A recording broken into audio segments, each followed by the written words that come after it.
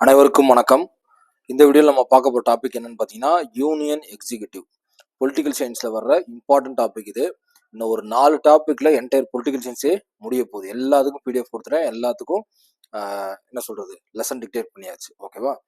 So நம்ம videos புதுசாக பார்க்குறவங்க நம்மளோட பழைய வீடியோஸ் போய் பிளேலிஸ்ட்டில் பாருங்கள். ஜென்ரல் இங்கிலீஷ்க்குரிய 2025 எல்லா கிராமர் பாட்டும் கவர் பண்ணியிருப்போம்.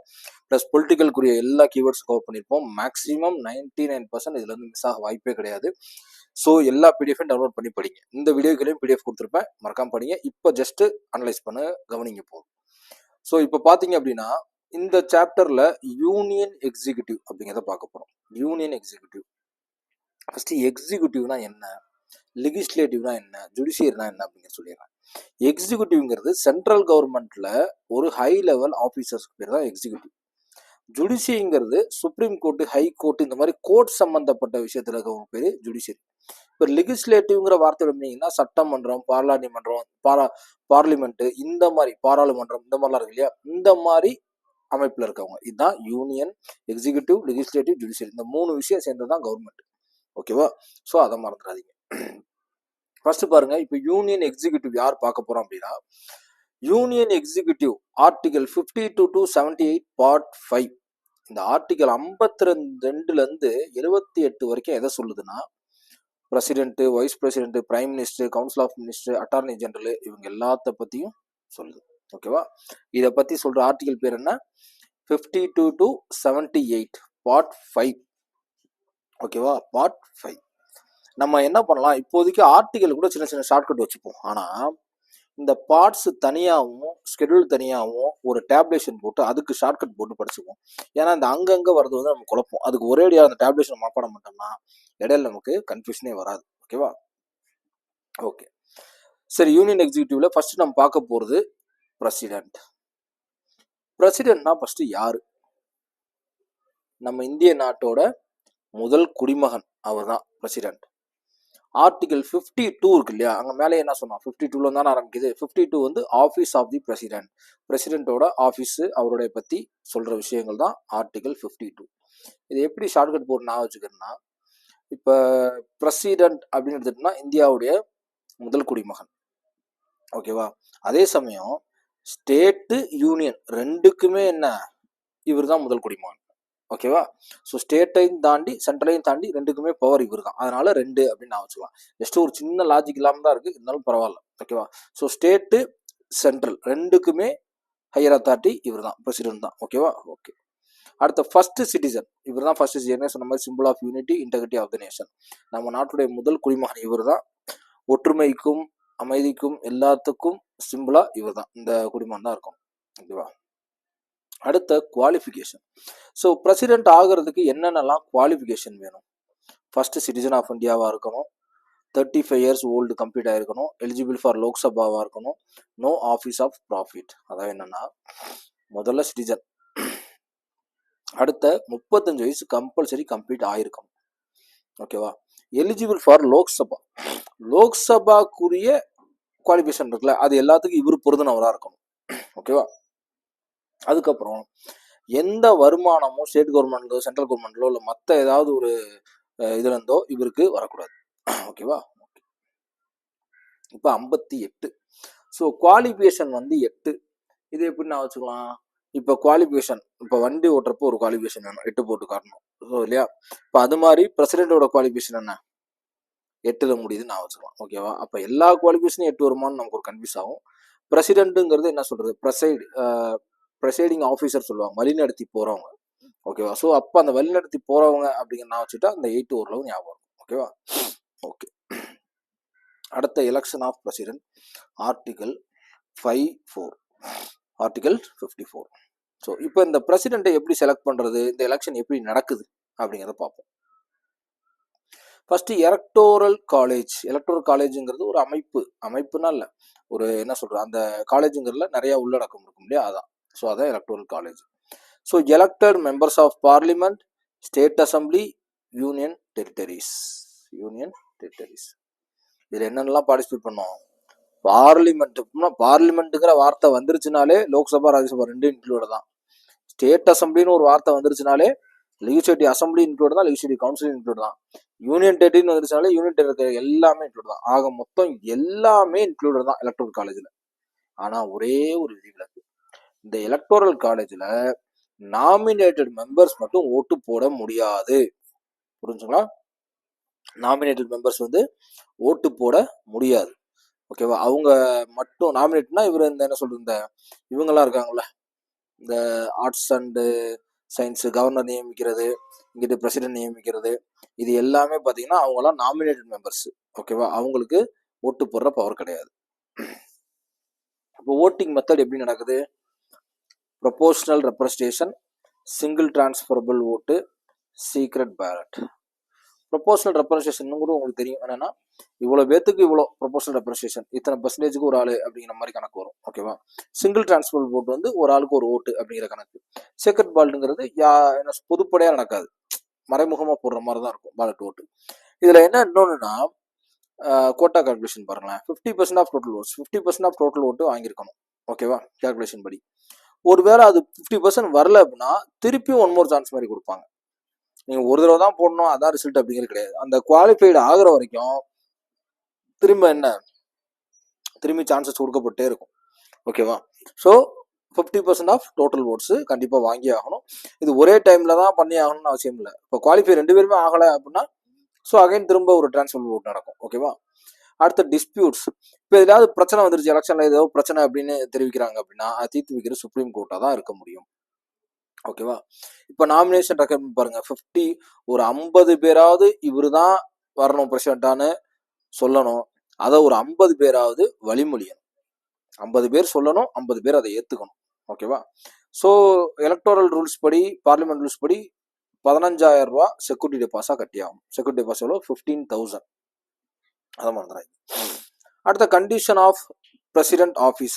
இப்போ என்னென்ன கண்டிஷன்லாம் இருக்குது பிரசிடென்ட் ஆஃபீஸ்? ஆர்டிகல் 59. அதுக்கு முன்னாடி இங்கே என்ன பார்த்தோம்? 54. ஸோ எலெக்ஷன் ஆஃப் பிரசிடென்ட் என்ன? 54. ஃபஸ்ட்டு 52 பார்த்தோம், அப்புறம் 58 பார்த்தோமா? ஆர்டிகல் 58 பார்த்தோம், அதுக்கப்புறம் 54 பார்க்குறோம் எலெக்ஷன். ஸோ எலெக்ஷனுங்கிறத எப்படி நாளோட சிங்க் பண்ணி வச்சுக்கிறது? ஓகே, 4 பக்கமும் 4 டைரக்ஷன்லேருந்து எல்லா மெம்பர்ஸும் இதில் பார்ட்டிசிபேட் பண்ணுறாங்க இல்லையா? அது மாதிரி நான் வச்சுப்போம். ஓகே, இப்போ அடுத்த article 59 conditions of president office. Article 59 no membership, எதுலையுமே மெம்பராக இருக்கக்கூடாது. cannot be a member of a parliament or state legislature. எதுலையுமே மெம்பராக இருக்கக்கூடாது. என்டைட்டில்மெண்ட்ஸ் பார்த்தீங்கன்னா அஃபிஷியல் ரெசிடென்ஸ் இருக்குது, எமல்யூஷன் ப்ரிவிலேஜ், அதுக்கான அவருக்கு தர வேண்டிய எல்லா தங்குற இடம், அதுக்கான ப்ரிவிலேஜஸ் எல்லாமே உண்டு. எமல்யூஷன் வந்து cannot be diminished during the term. அந்த டேர்மில் இது எதையுமே என்ன செய்ய முடியாது, கொடுக்காம இருக்க முடியாது. cannot be diminished, முடியாது. ஓகே, அடுத்த அந்த என்ன சொல்கிறது, சத்திய பிரமாணம். Third article, third schedule, article 60 administered by chief justice of India or senior most judge. Okay, president யாரும் முன்னாடி பதவி ஏற்றுப்பா அப்படின்னா சீஃப் ஜஸ்டிஸ் முன்னாடி, சீஃப் ஜஸ்டிஸ் ஆஃப் இந்தியா முன்னாடி, அல்லது சீஃப் ஜஸ்டிஸ் ஆஃப் இந்தியா இல்லை அப்படின்னா சீனியர் மோஸ்ட் ஜட்ஜ். ஓகேவா? ஸோ இது ஒரு நான் வச்சுக்கலாம், 00 முடியுது. ஆர்டிகல் 60 ஓத் அப்படிங்கிறது 0 முடியுது. ஓகே, அடுத்த உங்களுக்காக டேப்லேஷன் போட்டிருக்கேன். பிரசிடென்ட் ஆஃப் இந்தியா யார் யாருன்னு. ரொம்ப முக்கியமானது இதுதான், படிக்கிறது கொஞ்சம் கஷ்டமாக தான் இருக்கும். என்னென்னா ஃபஸ்ட்டு லாஸ்ட்டு படிச்சுங்க, ஆனால் இவங்க ஃபஸ்ட் லாஸ்ட் கேட்க மாட்டாங்க. பட் இதில் பார்த்தீங்கன்னா ஃபஸ்ட் லாஸ்ட் தாண்டி ஃபஸ்ட்டு பிரசிடென்ட் யார், ஃபஸ்ட்டு வைஸ் பிரசிடென்ட் யார், ஃபஸ்ட்டு முஸ்லீம் பிரசிடென்ட் யார், ஃபஸ்ட்டு ஆக்டிங் பிரசிடென்ட் யார், இந்த மாதிரி எல்லாமே ஃபஸ்ட்டாக எடுத்திருக்கேன். ஓகேவா? அப்போ இது ரொம்ப முக்கியம். ஸோ ஃபஸ்ட்டு ஓல்டஸ்ட் பிரசிடென்ட் யாருன்னு கேட்பான் திடீர்னு, ஃபஸ்ட்டு சீக்கில் பிரசிடென்ட் யாருன்னு கேட்கலாம், இல்லை ஃபஸ்ட்டு ஆக்டிங் பிரசிடென்ட் யாருன்னு கேட்கலாம், இல்லை யார் ஆஃபீஸில் இருக்கும்போது யாருன்னு கேட்கலாம். இது எல்லாமே இம்பார்ட்டன் தான், இதில் ஸ்கிப்பே பண்ண முடியாது. டாக்டர் ராஜேந்திர பிரசாத்லேருந்து நீங்கள் வரிசையாக என்ன பண்ணிக்கணும், இது எல்லாத்தையும் படித்தே தான் ஆகணும், அதில் மாற்றுக்கிறதே கிடையாது. ஓகேவா? கீழே வரைக்கும் இருக்குது, அப்போ நிறைய போகுது, எல்லாமே ஃபஸ்ட்டு தான். ஸோ ஃபஸ்ட்டு மறந்துடாதீங்க, இதை படித்தே ஆகணும். அடுத்து உங்களோட டெனர் பாருங்கள், 56. 5 years from assumption of office, 5 வருஷம் அவங்க இருக்கலாம். Resignation can be given in writing to vice president. இது தெரியும், வைஸ் பிரசிடென்ட் தான் லெட்டர் கொடுக்கணும். ஸோ இவங்களுடைய கால அளவு 5 வருஷம். ஓகேவா? அடுத்த இம்பீச்மெண்ட், அதுக்கு ஆர்டிகல்னா 56. இப்போ நமக்கு வந்து ஒரு சின்ன டவுட் இருக்கும், 6 வருஷமா 5 வருஷமானு ஒரு டவுட் இருந்துகிட்டே இருக்கும். ஏன்னா சில இடம் 6 வருஷம் இருக்கும், சில இடம் 5 வருஷம் இருக்கும். ஸோ அந்த கன்ஃபியூஷனில் இது 5 வருஷம் தான். ஆனால் 5 6 கன்ஃபியூஷன் இருக்கு இல்லையா, அதான் நம்ம இங்கே ஒரு க்ளூவாக எடுத்துக்கலாம். அடுத்த impeachment article 61. Violation of the constitution. கான்ஸ்டியூஷனை வயலேட் பண்ணுற மாதிரி இருந்தால் இவரை வெளியே அனுப்ப முடியும். அல்லது ப்ரொசீஜர் படி வெளியே அனுப்பணும்னா initiated by parliament requires 2/3 majority in both houses. இவர் மேபி சட்டத்தை வயலேட் பண்ணுறாரு அப்படின்னு நினச்சா லோக்சபா ராஜ்யசபா எதில் வேணாலும் என்ன சொல்லலாம், இதை இனிஷியேட் பண்ணி இவரை தூக்கணும் அப்படின்னு தூக்க போகிறோன்னு 14 டே நோட்டீஸ் கொடுத்து 2/3 மெஜாரிட்டி 3ல் 2 பேர் ஒத்துக்கணும். 3ல் 2 பேர் ஒத்துக்கணும், ஸ்பெஷல் மெஜாரிட்டி மாதிரி. ஸோ 2 ஹவுஸ்லையுமே ஒத்துக்கணும். ஒத்துக்கிட்டா இவரை வெளியே அனுப்ப முடியும். ஆர்டிகல் 61. இப்போ எப்போல்லாம் இது ஆட்டோமேட்டிக்காக இது வேக்கண்ட் ஆகும் அப்படின்னா ஆர்டிகல் 62. ஒருவேளை அதோட டெனர் முடிஞ்சிருச்சு அப்படின்னா, இல்லை இப்படியே ரெசிக்னேஷன் கொடுத்துட்டாரு அப்படின்னா, இல்லை இம்பீச்மெண்ட் ரிமூவ் பண்ணா, டெத் ஆனா, டிஸ்குவாலிஃபை ஆனா, இது எல்லாமே வேக்கண்ட் ஆகும். ஸோ அடுத்த 6 மாதத்துக்குள்ளே இந்த எலெக்ஷன் நடத்தி முடிச்சாகும். Election to fill vacancy within 6 months. ஓகேவா? ஓகே. அடுத்த பாருங்க, power and functions of the president. Power and functions of இவருடைய பவர்லாம் இப்போ என்ன பார்க்க போகிறோம். நிறைய பவர் இருக்கு, அது ஒன்றா பார்ப்போம். ஃபர்ஸ்ட் எக்ஸிக்யூட்டிவா இவரோட பவர் என்ன, எக்ஸிக்யூட்டிவ்ல இவரோட பவர் என்ன. எந்த எக்ஸிக்யூட்டிவ் ஆக்ஷன் நடத்தினாலும் பிரசிடென்டோட நேம்ல தான் எடுத்தாகணும். அடுத்து appointments key official, prime minister, judge, minister, governor, எல்லாம் நிறைய இருக்கு. இதுல மட்டும் மேஜர் மட்டும் கவர் பண்ணிருக்கு. Prime minister, minister, judge, governor நிறைய பேர்த்த இவர் தான் அப்பாயின்ட் பண்றாரு. Can seek information from PM, appoint commission. இவர் எந்த இன்ஃபர்மேஷனை வேணாலும் பிஎம் கிட்ட கேட்க முடியும். ஓகேவா? அதே சமயம் கமிஷன் எல்லாமே அப்பாயின்ட் பண்றது இவர் தான்.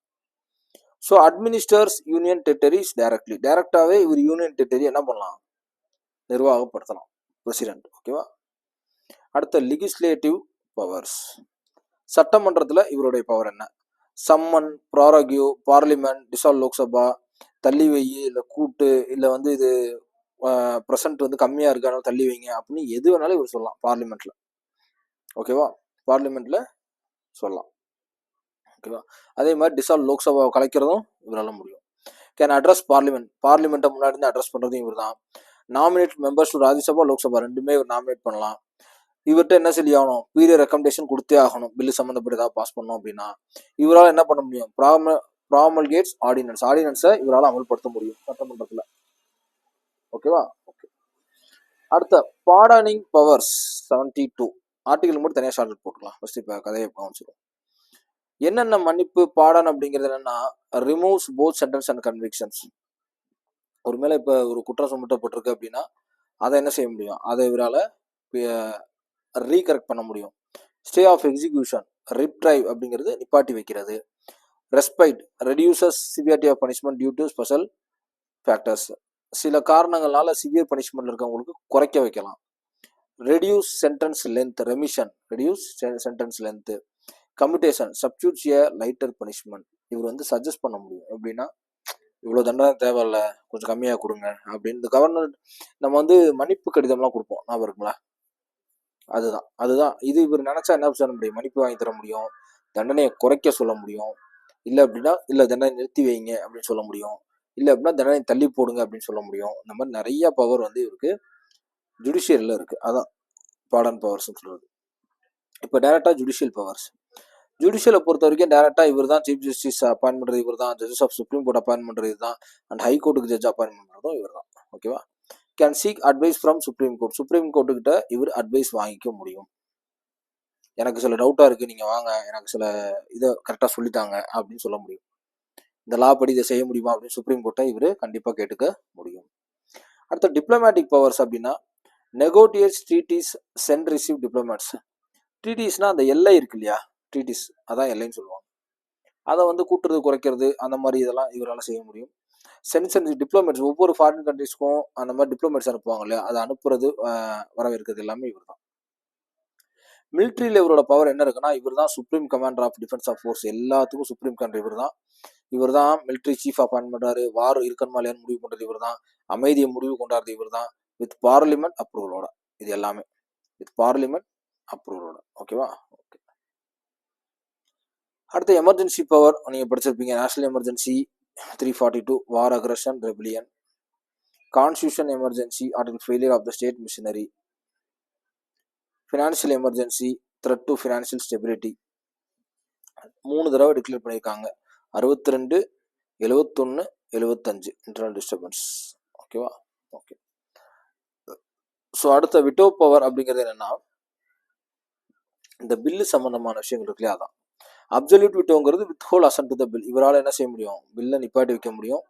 இல்லை சஸ்பென்சிவ் விட்டோ அப்படிங்கிறதுனா ரிட்டர்ன் பில்ஸ் ஃபார் ரீகன்சிலேஷன், பில்லை திருப்பி அனுப்ப முடியும். Pocket bill, delay action on bill, இவரால் டிலேவாக ஆக்ஷன் பண்ண முடியும். எக்ஸாம்பிள் போஸ்ட் பில்னு ஒன்று வந்திருக்கு 1986 பை ஜெய்னி ஜெயில் சிங். இந்த பில்லு சம்மந்தப்பட்டு இந்த மாதிரி ஒரு ஆக்டிவிட்டி நடந்திருக்கு. ஓகேவா? ஓகே. இப்போ அடுத்த பொசிஷன் ஆஃப் த பிரசிடென்ட். இவரோட பொசிஷன் என்ன? இவர் ஒரு நாமினல் எக்ஸிக்யூட்டிவ் தான், டேட்டா மக்களால் தேர்ந்தெடுக்கப்பட்டவர் இல்லை. ரியல் எக்ஸிக்யூட்டிவ் யாருன்னா council of minister headed by the prime minister தான் ரியல் எக்ஸிக்யூட்டிவ். ஓகேவா?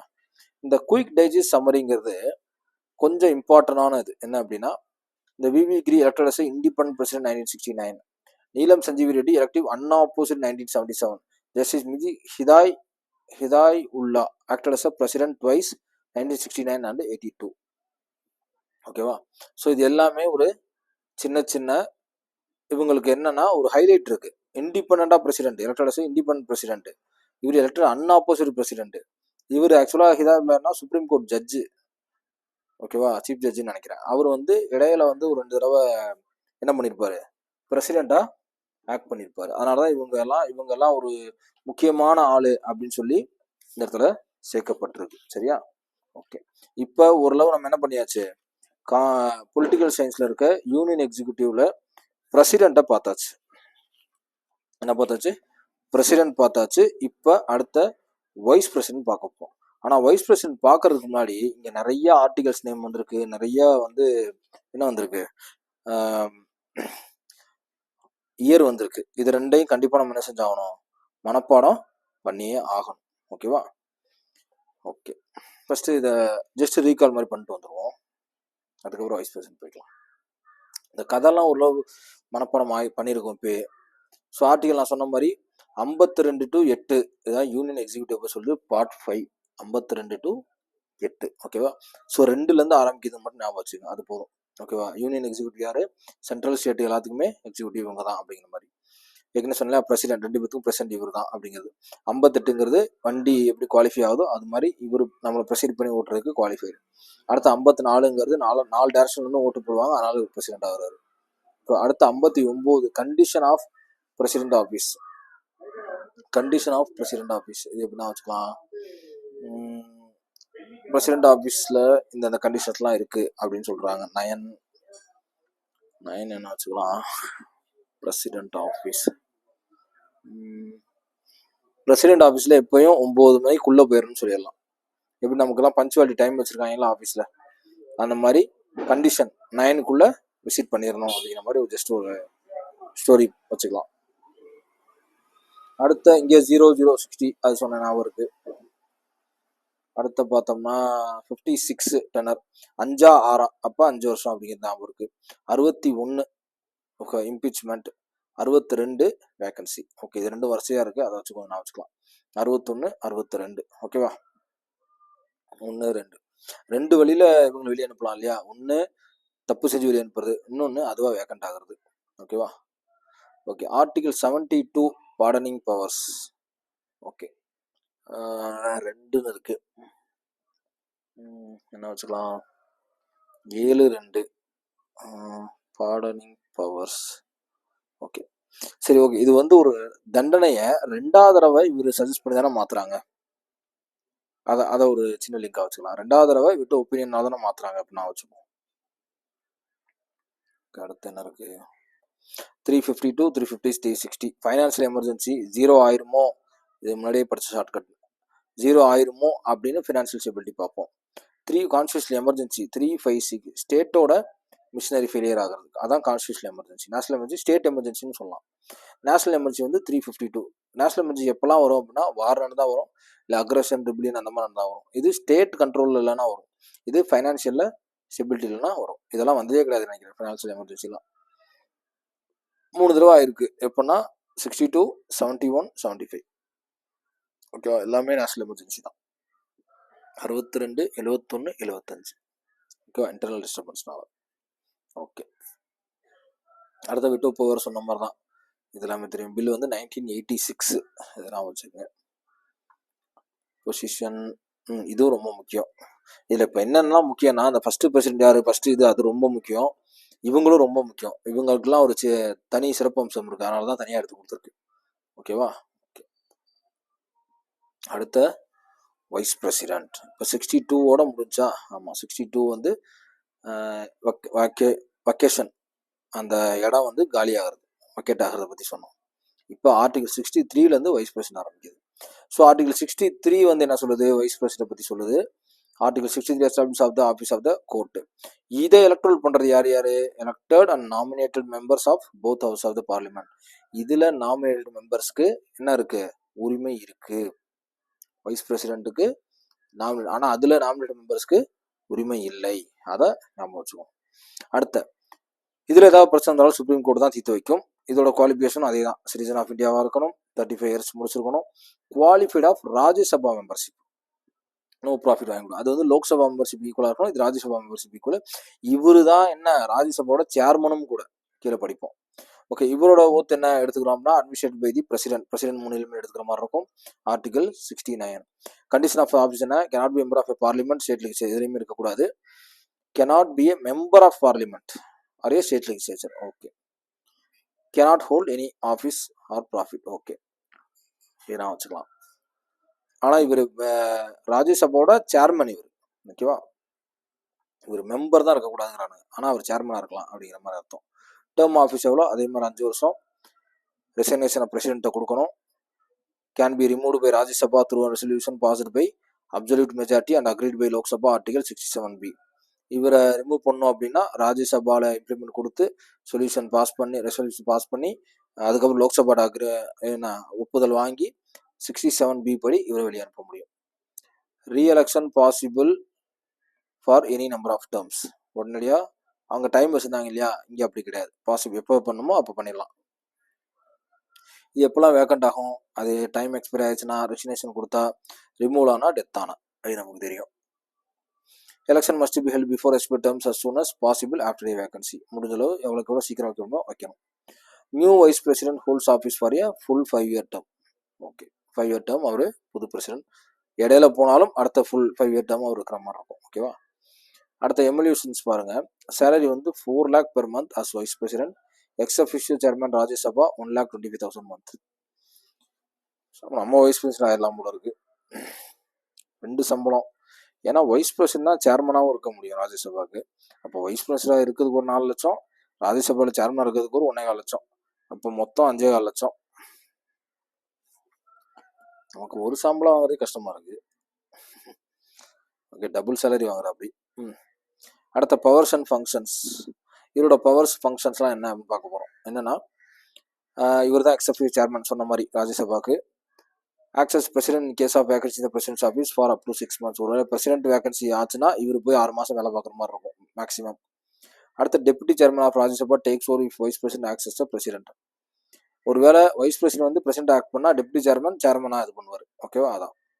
If both president vice president office fall vacant, the chief justice of India or senior most judge acts president. ஒருவேளை பிரசிடென்ட்டும் இல்லை wise பிரசிடென்ட்டும் இல்லை அப்படின்னா அங்கே தான் அந்த ஹிலாயத்துல்லான்னு ஒருத்தர் பார்த்தோம்ல, சுப்ரீம் கோர்ட் ஜட்ஜு, அவரை மாதிரி ஜட்ஜு நேரம் உள்ள வந்துருவாங்க. ஓகேவா? ஓகே, இதில் பாருங்க, Krishnakanth first vice president to die in office. V V Giri actor as a president after the death doctor Zakir Hussain and Fakhruddin அலி அகமத். பிடி ஜாட்டி acted as president after Fakhruddin அலி death. Doctor S Radhakrishnan discharge president function touring doctor Rajendra Prasad options. அந்த ஹைலைட்லாம் கொடுத்துருக்கேன், வேற ஒன்றும் இல்லை.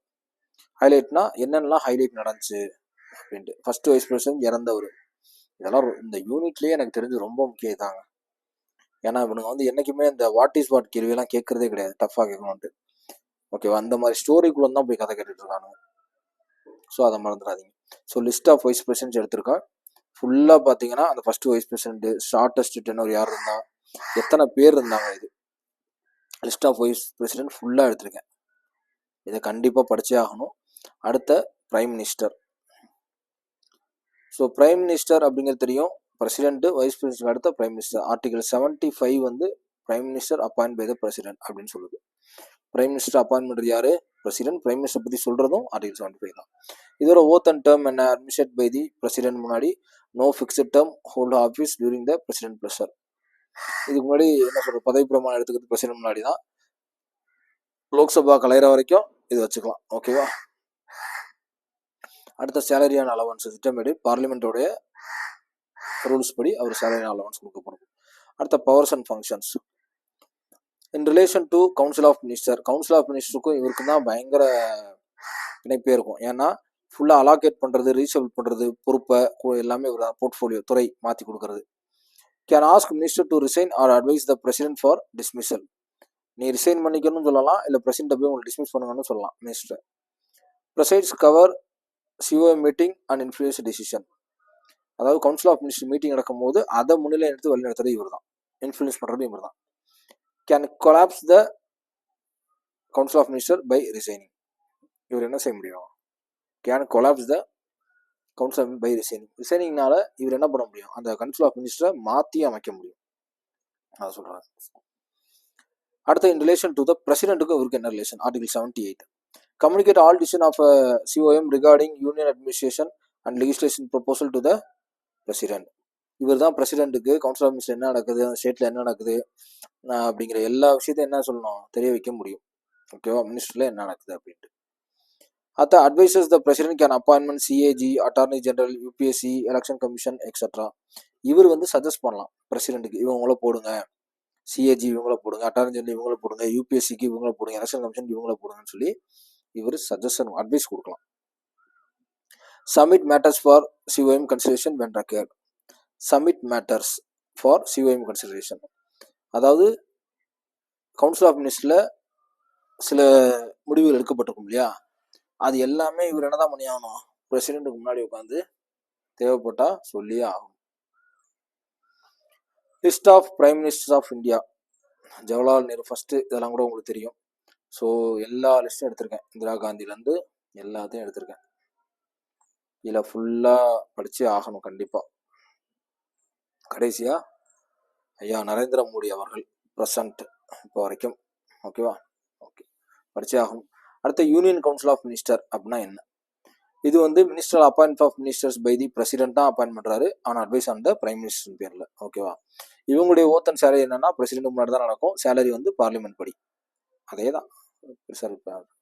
இவங்களோட responsibility என்ன? Collective responsibility என்ன அப்படின்னா article 75 COM is collectively responsibility Lok Sabha. இவங்களுடைய கலெக்டிவ் ரெஸ்பான்சிபிலிட்டினா லோக்சபாவுக்கு இவங்க பொறுப்பானவங்க. ஏன்னா லோக்சபால தான் சிஓஎம் இருக்கு, அதான் கவுன்சில் ஆஃப் மினிஸ்ட்ரி இருக்கு. அப்போ அந்த லோக்சபா ஃபுல்லாகவே இவங்க பதில் சொல்லி தான் ஆகும். No legal responsibility, no legal system of minister responsibility. Legal ரெஸ்பான்சிபிலிட்டின்னு ஒன்றும் இல்லை. இவங்களுடைய கலெக்டிவ் ரெஸ்பான்ஸ்னா ஒட்டு மொத்தமாக இவங்க லோக்சபாவுக்கு கட்டுப்பட்டு இருக்கணும். இதுல டைப்ஸ் ஆஃப் மினிஸ்டர்ஸ் இருக்கு. என்னென்ன மினிஸ்டர்லாம் இருக்கு?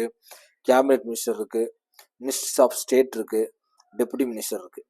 ரெண்டுக்கும் பாருங்க, கேபினெட் மினிஸ்டர் தான் ரியல் பாலிசி மேக்கர், உண்மையான அந்த திட்டங்களை உருவாக்குறது இவங்க தான். இவங்களுக்கு தான் அந்த பவர் இருக்கு. மினிஸ்ட்ரி ஆஃப் ஸ்டேட்டுங்கன்னா independent charge or attach to cabinet minister. Cabinet மினிஸ்டரோட அட்டாச் பண்ணி இருக்கலாம், அல்லது இண்டிபெண்டா ஏதாவது மினிஸ்ட்ரி சம்பந்தமா இவங்களுக்கு சார்ஜ் கொடுக்கலாம். அதான் மினிஸ்டர் ஆஃப் ஸ்டேட்டுங்கிறது. டெப்யூட்டி மினிஸ்டருங்கிறது நோ செப்பரேட் சார்ஜ், தனியாக இவங்களுக்கு செப்பரேட், இவங்களுக்கு ஒரு அசிஸ்டன்ட் வேணும்ல, அந்த மாதிரி தான் டெப்யூட்டி மினிஸ்டர்ஸ். ஓகேவா? ஸோ அடுத்த டெப்யூட்டி பிரைம் மினிஸ்டர் அப்படின்னு ஒரு இது கொடுத்துருக்கேன். என்னன்னா extra constitutional office not mention in the constitution. இது கான்ஸ்டியூஷன்ல கொடுக்கப்படலை. ஓகேவா? ஏன்னா டெப்யூட்டி பிரைம் மினிஸ்டர்னு எனக்கே தெரிஞ்சு யாரும் இல்லையே. டெப்யூட்டி பிரைம் மினிஸ்டருங்கிறது ஆனால் ஒரு வேக்கன்ட் இருக்கு பாருங்க. Extra constitutional not mention in the constitution. Position வந்து பார்த்தீங்கன்னா next to the prime minister. Okay, list of deputy prime minister. Sardar Vallabhbhai இத்தனை பேர் இருந்திருக்காங்க டெப்யூட்டி பிரைம் மினிஸ்டரா? நமக்கு தான் அப்டேட் ஆகாமல் இருந்திருக்கு, எனக்கு தான் அப்டேட் ஆகாமல் இருந்திருக்கு. சரி, ஓகே. சர்தார் வல்லபாய் பட்டேல்லேருந்து ஆரம்பிச்சு 47லேருந்து வரிசையாக லிஸ்ட் ஆஃப் பிரைம் மினிஸ்டர் எடுத்திருக்கேன். எல்கே அத்வானி வரைக்கும் ஓகே எடுத்திருக்கோம். இதோட முடியுது. ஓகேவா? ஸோ இதை புதுசாக நம்ம தெரிஞ்சதுன்னா டெப்யூட்டி பிரைம் மினிஸ்டர் அப்படிங்கிற ஒரு போஸ்டிங்கும் இருக்குது. அது மென்ஷன் பண்ணப்படல கான்ஸ்டியூஷனில், ஆனால் எக்ஸ்ட்ரா கான்ஸ்டியூஷனல் ஆஃபீஸாக அது கொடுக்கப்பட்டிருக்கு. ஒரு தனி ப்ரொவிஷன் கொடுக்கப்பட்டிருக்கு. பிரைம் மினிஸ்டருக்கு அடுத்து இருக்காங்க, அதுலேயும் லிஸ்ட் எடுத்திருக்கேன். சர்தார் வல்லபாய் பட்டேல்லேருந்து எடுத்த எல்லாமே இருக்குது. ஓகேவா? இது படிச்சே ஆகணும். ஓகேங்களா? ஸோ இந்த யூனிட்டை பொறுத்த வரைக்கும் முக்கியமானது, ரொம்ப முக்கியமான டாபிக் இதுதான். என்னன்னா, யார் யாரெல்லாம் அந்த சிறப்பம்சத்தோட பதவி ஏத்தா அப்படிங்கிறது, அந்த இறந்தது, நடுவில் ஒரு 2 வருஷம் இருந்தது, இதெல்லாம் ரொம்ப ரொம்ப முக்கியம். ஏன்னா இதுதான் டஃப்பாக கேட்கணும்னு நினச்சா கேட்கக்கூடிய கொஷின்ஸாக இருக்கும். அசட் அண்ட் ரீசன்லலாம் கண்டிப்பாக அது கேட்க வாய்ப்பு இருக்குது. ஓகேங்களா? ஸோ இந்த வீடியோவோட பிடிஎஃப் இருக்கு இல்லையா, அது உங்களுக்கு கீழே டிஸ்கிரிப்ஷனில் கொடுத்துருக்கேன். அதை டவுன்லோட் பண்ணி படிங்க. நம்ம வீடியோஸ் பார்க்காதவங்களுக்கு ரெஃபர் பண்ணுங்கள். சப்ஸ்கிரைப் பண்ணி வச்சுக்கோங்க. நம்ம போடுற வீடியோ எல்லாமே உடனுக்குடனே வரும். இந்த வருஷம் வேலை வாங்கியே ஆகணுங்கிறவங்க கண்டிப்பாக பெல் ஐக்கானை கிளிக் பண்ணி வச்சுக்கோங்க. நான் நோட்டிஃபிகேஷன் போட போட உங்களுக்கு வந்துகிட்டே இருக்கும். சரிங்களா? பிடிஎஃப் கீழே இருக்குது, டவுன்லோட் பண்ணி படிச்சுக்கோங்க. Thank you so much.